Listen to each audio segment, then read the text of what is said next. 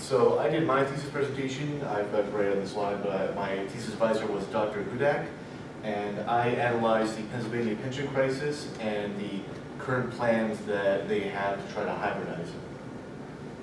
So a little bit of background on the pension crisis is it started, I guess you could really say it kind of started in the early 2000s, because in the early 2000s, the state pension plan was basically well-funded enough, and they decided that they were going to increase the pension benefits for a lot of the state employees. And the problem was they didn't actually increase their contributions sufficiently to keep up with those benefits in the future. So basically they said, we're going to pay you more in the future when you retire, but we're not going to increase your actual contributions to the fund enough to keep up with it. So then within starting around 2010 or so, there's going to be a lot of issues with not being able to, with noticing that we're falling really far behind on a lot of our obligations to pay the pensions. Like for instance, the unfunded liabilities are a big thing that keeps getting mentioned, because basically unfunded liabilities is where you have something that liabilities being like something that you owe someone in the future. So in this case, the pensions and the benefits that you owe your employees, state employees in the future, and you don't actually have the assets right now, or like the money to invest in future assets right now in order to actually pay the benefits. So you need to find a way to get more, to get more money or to reduce those liabilities in some way. And the general method of just raising taxes or decreasing funding in other areas is obviously not popular among either voters or legislators, and so a lot of times that hasn't borne any fruit.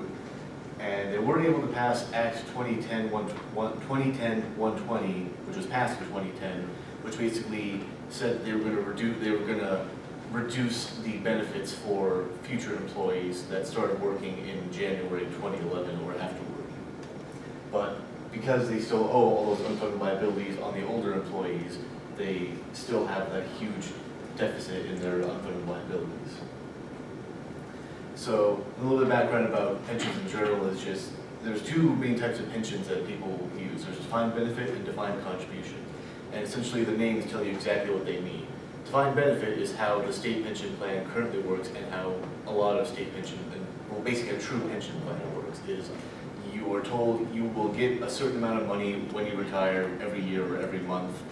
And this is based on an actuarial formula. Like Pennsylvania has its 2% times your number of years worked times your final 5 years average salary, I believe. And then they also multiply it by a number between 1 and 2, depending on what class of employee you are. And so then you're guaranteed that benefit no matter what happens. So it's not like you're reliant on the interest rate in order to actually get your benefit. Defined contribution, on the other hand, only tells you exactly how much you need to contribute. So it defines you to contribute this percentage to your fund, but then if, say, the fund doesn't do as well, then you won't be guaranteed this actual benefit at the end. And defined contributions have become a lot more popular in the private sector as of late, because ever since about the 1980s, because there's a lot of legislation that came out, and companies started realizing that if they invested more in defined contribution plans, they would be able to transfer some risk over to their actual retirees, because then if the fund doesn't do as well, the company is not wholly, it's not like in a defined benefit plan where the company has to actually pay those benefits no matter what. And then there's also hybrid plans, which are essentially these plans that take aspects of both a defined benefit and a defined contribution. And the two main ones that I looked at when I was doing my thesis research was called a split hybrid plan and a stacked hybrid plan. A split hybrid plan is essentially a plan where you just, instead of say doing 8% into just a single fund, you take 4% and put in defined benefit, and take 4% and put in defined contribution.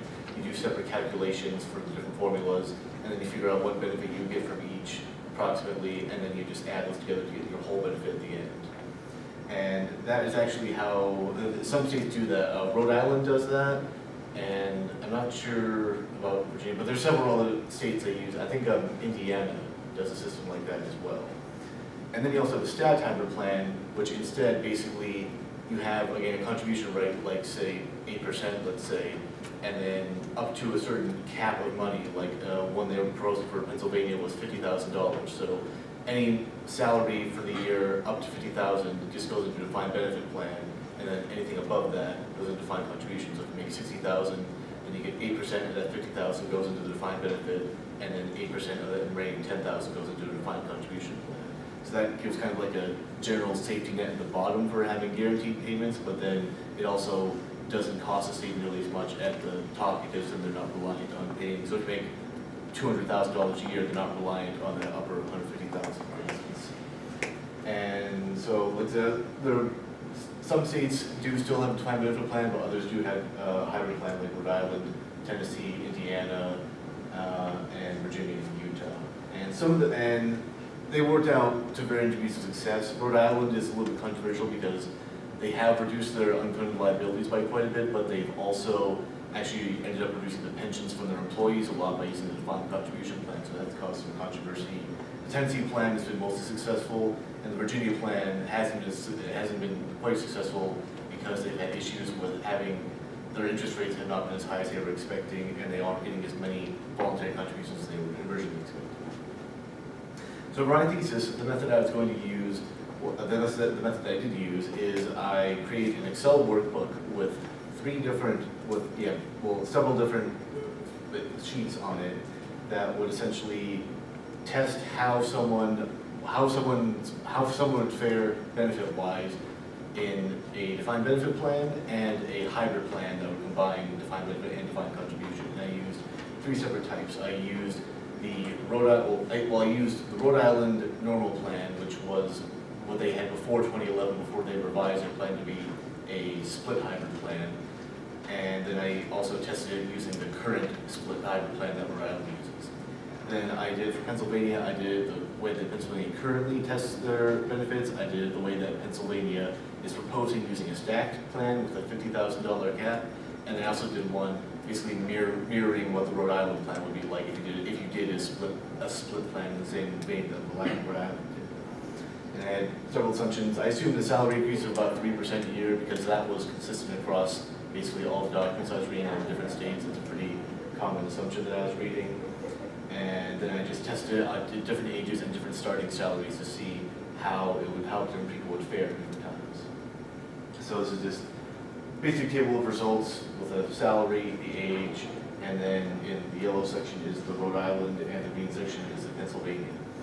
And I mean, I guess just a couple things you point out is you notice, for instance, the defined benefit is higher in every single case than the hybrid plans for it, because essentially the defined benefit plans they almost always have a higher return. In the assumptions I use, it was always giving a higher return than that. So anytime that you weren't having a pure defined benefit, it was always lower. But sometimes it fared reasonably well. For instance, in the very beginning, there when it's the Pennsylvania defined benefit and the stacked hybrid, it did decrease by a significant amount, but it's not nearly as bad as some things you might see later, like if you're depending on when you started. So basically, the analysis I ended up doing of this is I noticed that like the defined benefit always has a higher benefit, but if you do a stacked hybrid plan, it tends to actually help if you have a lower starting salary or lower salary over your work life, because then basically if you're under 50,000, everything goes into defined benefit, and only above that goes to defined contribution. And because defined benefit is giving you a better guaranteed benefit, you're going to end up having an overall better benefit in the end. Whereas a split hybrid will work better if you tend to have much higher salaries, because then it's percentage based, so you end up having, after a certain point, you end up having more of your percentage actually going into the defined benefit plan.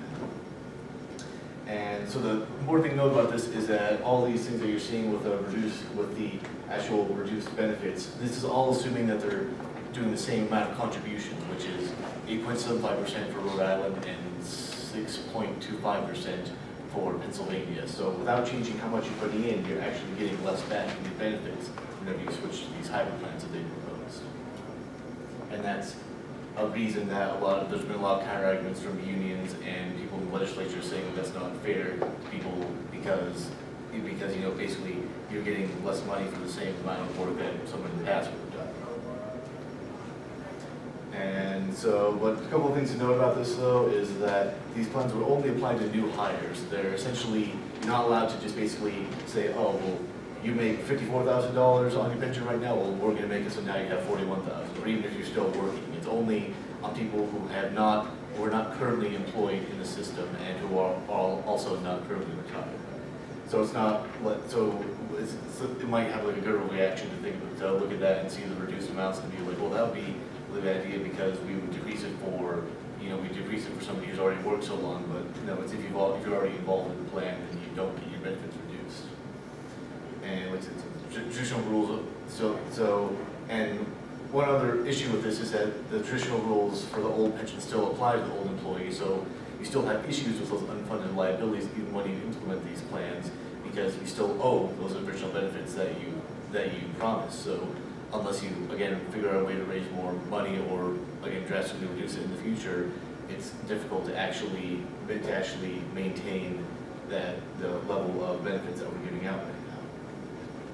And there's also the minor risk of defined contribution plans for the employees, because defined contribution, because you're not actually guaranteed the benefit, then in the hybrid plan, you're still risking the employees not actually getting those benefits at all. So even when you say these assumptions, they might end up being higher, you might end up making more money on it in the end, but also maybe, instead of making $41,000, you make $35,000 per year. And so I just final notes, it's always important to analyze whenever you want to do pension reform, you want to analyze from as many perspectives as possible, because for instance, from this perspective, it makes perfect sense if you're doing it from a state finance perspective, because hey, we're going to save all this money, we're going to reduce unfunded liabilities. But from an employee perspective, this seems like a really bad idea, because you're going to lose a lot of your pension benefits that you would have, even though you're putting in the exact same amount of money, making the same amount of money per year. So these are just a couple of references that I ended up using in the actual PowerPoint, and that is all.